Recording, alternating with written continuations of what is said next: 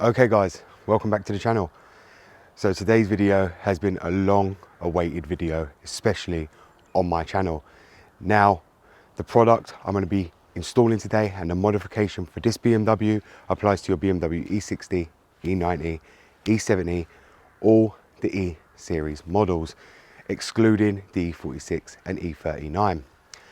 Now, this product, many of you want this product fitted in your car, and a lot of you have messaged me asking me what I think about it and when I'm going to get one and install it.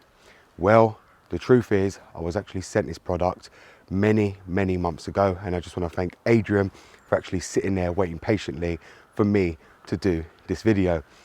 Now, in the time he's been waiting for me to do this video, he's been sending me other bits and bobs, which I'll go through and show you before the install. And I'm very grateful to this company for actually sending this to me. They are the new owners of this company, and they actually sent this device to me, contacted me, and I am probably the first YouTuber to actually be sent this. I didn't have to buy it, therefore it is basically a sponsored video, as I didn't pay for this product.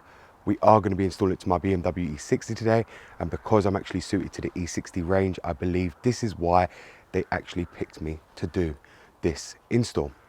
This modification is going to be an absolute game changer, and I cannot wait to see how it actually works and functions on the BMW E60. Just to let you guys know, you're probably wondering why I ain't doing this on the M5, and that's purely because they haven't managed to sort a fix for it to work on the M5 as yet. Therefore, I am installing it to my black E60 with the N52 engine. So let's get onto this video. What? Goddamn, get it done, will ya? Woo! When the blow up now, everybody's so unusual with it. Shit. But said times in his rhymes, cause his memories. We running through New York, so you know. So here it is, guys. This is the box that many of you would have seen on my community post when I received this months ago. Now, the reason I didn't install this is purely because the company wanted to send me other bits, and also I have been busy, and if many of you guys have realized, I don't really post much anymore, as to be honest, I don't have to. The channel does so well on its own, I really don't have to post as much as I used to. But I do post when it's exclusive things like this and things that I've really wanted, and the fact I haven't had to pay for this is like an absolute bonus. Now, this is going to actually match my MBT retrofit system that I did on the E60 really well, and I cannot wait to install this. As you guys know, I retrofitted that perfectly, and a lot of you actually really enjoyed that video, and also many of you wanted to find out how to purchase it and add it to your car. This will be the next thing that a lot of you will want to install. Trust me, when you see it, you will. If you'll see here, this is the fascia panel. So this is going to be the fascia, or as many of you guys probably already clocked, for the ID4 Motion. This is the ID4 Motion cluster we are going to be installing today. And yes, many of you have probably seen it installed by other people, probably one other person on YouTube, but now it's my chance to do it on the E60. This is obviously the surround that we're going to be clipping to the car. This is the new wiring loom that's going to go to the old instrument cluster inside the car.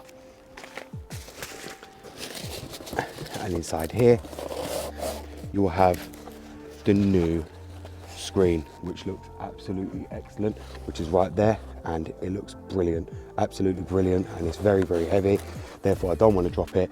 So that's what he actually sent me in the first stages. So we'll just put that back so I can show you what else he sent me. That's what we're going to be installing today.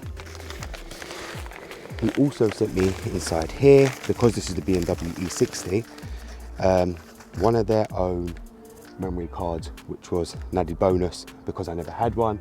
And so he sent me the actual ID4 Motion one, which is loaded up with the actual name we're going to be loading to this device before we install it. The next thing he sent me is all the USB cables, as you'll see here, which you'll see right here, to make an extension. That way you'd have to pull out the cluster every time you want to install something.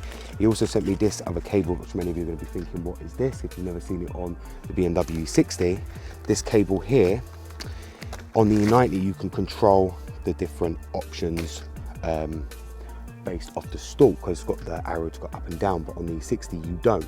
Now you can use the BC and the control button, but this remote is what they give you to control all the functions. Now you can clip that into the back, which I'm not going to be installing today because I don't think I'm going to be changing many settings.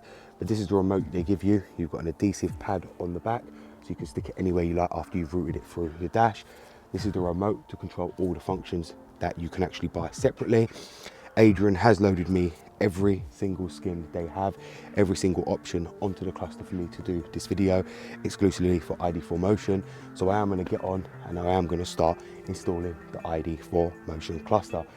So let's get onto it, guys, and I really hope you guys actually enjoy this and get to see how it's actually fitted. So to remove the old instrument cluster, and when you do remove this, please keep in mind to keep your old instrument cluster. To remove it, you are going to need a T10, and if you can see, I've got no ratchet on it because I know very well on these E60s the screws are not tightened very tight, therefore you can just literally turn them out by hand. Now they are located just up here, you'll see where my hand is, and you just want to just turn them and just release them. Now we'll do the same thing for the other one. Now what we're going to do is we're just going to grab it here at the top and just pull it out. Now you are going to need to unclip the harness from behind, which is just like that, and you just want to unclip it from the back right there as well.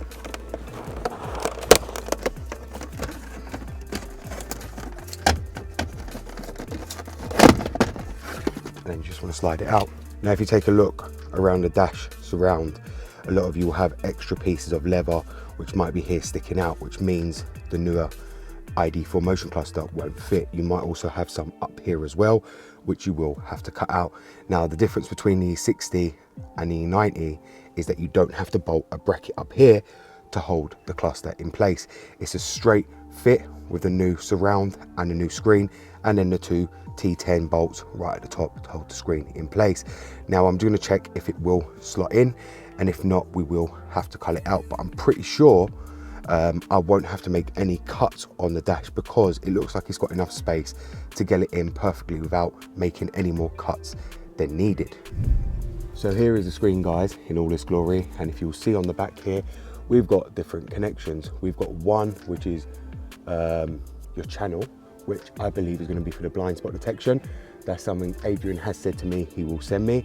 You've also got your connection right here, and that's for the controller, and this is your connection for the actual screen to display everything on your combi. Now these screens actually come blanked with 0 mileage on it, and what the E60 does and the E90 is when you fit a new combi, providing the mileage is at 0, it will take the mileage from the CAS, whatever the mileage is on your car. These have to be VIN coded, so ID4Motion will ask for your VIN before they send it out to you because they need to have it in order for it to pair to your car. Now the only bad thing about this, which I think is really kind of conning, is the fact that once they're coded to that car, you can't take it out and put the original cluster back in and pull it on another car if you was to swap car, which is a bit of a con. Bearing in mind they are quite expensive, so you guys were to buy it for I think €1,000, you've then got to factor in you're not going to ever be able to use it on another car, and you'll have to buy it all again, and all your skins in the same sense. Now I do want to let you know something which a lot of people don't tell you. When you install the ID4Motion cluster, these do not read on IMPA. So when you're scanning with ISTA or IMPA, do not expect it to pick up the combi because these do not work. Adrian has asked me to work with them and their actual engineers to try and figure out why these don't read using IMPA or ISTA. Therefore, I do recommend keep your old cluster in case you need to read diagnostics. Yes, the car will still work to read, but you will get an error on ISTA saying combi, no communication, and it will probably show red because these are not specific to actual work with ISTA or IMPA. Therefore, you'll get no reading and you can't run diagnostics on the cluster itself via IMPA. So do bear that in mind because it's something a lot of people do not tell you, that they do not work with IMPA, ISTA or any other diagnostic tool. If you want to run diagnostics, you will have to connect your other combi. So let's go ahead and install this. So if you can see here at the back of the actual casing, you've got all hangers, which was going to hold the cluster in place. Now, what you're going to simply want to do is you're going to want to place this directly onto here, just like that, and make sure it locks into all the tabs. So you just want to make sure it slots in, just like that. And once slotted in, it will hold it steadily and nicely with no issues. If you'll see there, that's the screen fully working. Now I haven't took off the screen protector because I just want to check that this is going to install and work perfectly before I start removing all the screen protector in case I have to do cutting. Therefore, I'm holding it like this. I'm going to check if it needs to be cut. If it don't need to be cut, then we'll go ahead and install it. Now I'm going to try and install this into here, just like that. Now, it can be a bit of fiddle to get in, but we just want to see if it can, and it literally fits perfectly in line. Therefore, I don't think I'm going to need any cutting. We'll just check if the screws meet, the screw holes meet in line with it. So the screw holes don't align where they should. Therefore, I'm probably going to need to do some cutting. So if you can see right here, this is where I'm going to cut off just this little piece in the corner right here, which is interfering with the ID4 motion. And I'm also going to cut this corner off right here as well, because that's interfering with it. Now they do say to cut the tops off as well here, which I might go ahead and just trim it up a bit so it gets it out of the way. But I think I'm going to have to cut these little bits of the corner off as well, because it is kind of getting in this way. So let's go ahead and just quickly cut that off. You can use a normal knife, or you can use a standing blade to cut around just to make this flat. Therefore the ID4 motion can sit back, so you can get the screws in the top here instead of forcing it back and, you know, just causing a load of more issues than needed. Let's just cut it and get it aligned perfectly, so then that way we can go ahead and install the ID4 motion cluster. So I'm just going to go ahead and just trim parts of the leather off, which is right here.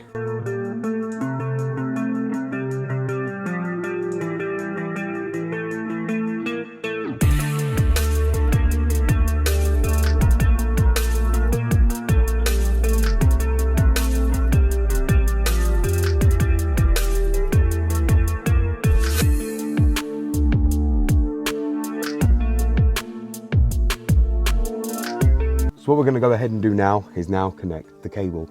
This is the cable they give you to connect up to your old instrument cluster lead, which is right here. So what you do with this, you just want to put this into here, and then it snaps right in. Now you are going to want to try and push that down and out the way of the new cluster, and this plug right here will go on to the back here as I showed you earlier. Now we are going to take off the screen protector, and we are going to connect up the lead right here.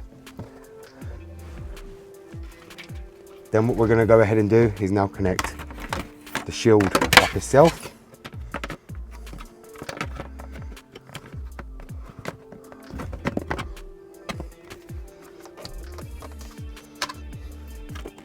Just like that.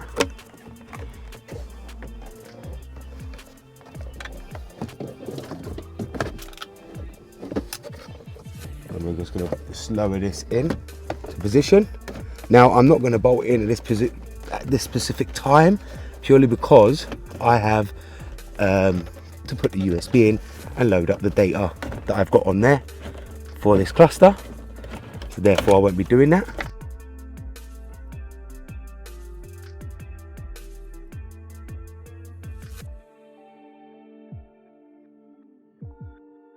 Okay guys, so now for the moment of truth.